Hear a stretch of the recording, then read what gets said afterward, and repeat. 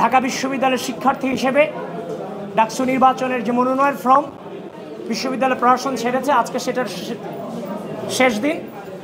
আমি আমার মনোনয়নপত্র গ্রহণ করেছি। আমার সংগঠনের নির্দেশ অনুযায়ী একজন কর্মী হিসেবে আমি আমার মনোনয়নপত্র নিয়েছি।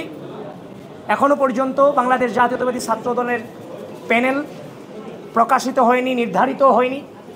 বাংলাদেশ জাতীয়তাবাদী ছাত্রদলের কেন্দ্রীয় নেতৃবৃন্দ এবং বাংলাদেশ জাতীয়তাবাদী ছাত্রদলের সাংগঠনিক অভিভাবক জনাব তারেক রহমানের নির্দেশেই খুব দ্রুতই হয়তো আপনারা সে প্যানেল দেখতে পারবেন।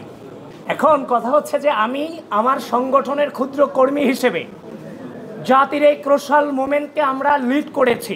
আমরা এই সময়টাতে এই জেনারেশনে যারা ছাত্র রাজনীতি করেছি, রাষ্ট্রের ক্রোশাল মুভমেন্টকে লিড করেছি।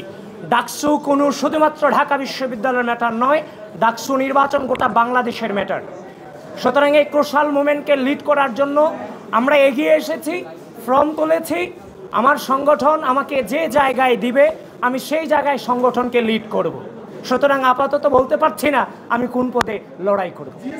আমাদের যে ব্যাপারটা সেটা হচ্ছে যে আমরা এখনো পর্যন্ত আনুষ্ঠানিকভাবে পূর্ণাঙ্গ প্যানেল কিন্তু আমরা ঘোষণা করিনি, আমার সংগঠন ঘোষণা করেনি। আমার সংগঠন নির্দেশনা দিয়ে দিচ্ছে প্রত্যেকের মতো করে আপনারা যারা নির্বাচন করতে চান আপনারা ফর্ম তোলেন। আপনারা ফর্ম তোলার পরে সে অনুযায়ী আমরা মনোনয়ন প্রদান করব। সুতরাং এখানে তো বিভক্তির তো প্রশ্নই আসে না, এটা অবান্তর কোশ্চেন। দেখেন, বিগত দীর্ঘ দুঃশাসনে 2016 সাল আমরা যে সময়টাতে ছাত্র রাজনীতিতে এসেছি সে সময় কিন্তু কোনো পাওয়ার ছিল না, সেটা কিন্তু আপনারা জানেন। তাহলে রাজনীতিতে কেন এসেছিলাম? রাজনীতিতে এসেছিলাম আওয়ামী রাজনৈতিক অপসংস্কৃতিকে ঘৃণা করে, সেটার এগেনস্টে একটি সুষ্ঠু নতুন রাজনৈতিক বিনির্মাণের উদ্দেশ্যে আমরা টানা লড়াই সংগ্রাম করে গিয়েছি। ঢাকা বিশ্ববিদ্যালয়ে একটা স্টুডেন্ট ভর্তি হওয়ার পরে একদিকে ঢাকা বিশ্ববিদ্যালয়, আরেকদিকে সোহরাওয়ার্দী উদ্যান, সবচেয়ে ভালো জায়গা এবং সবচেয়ে খারাপ জায়গা।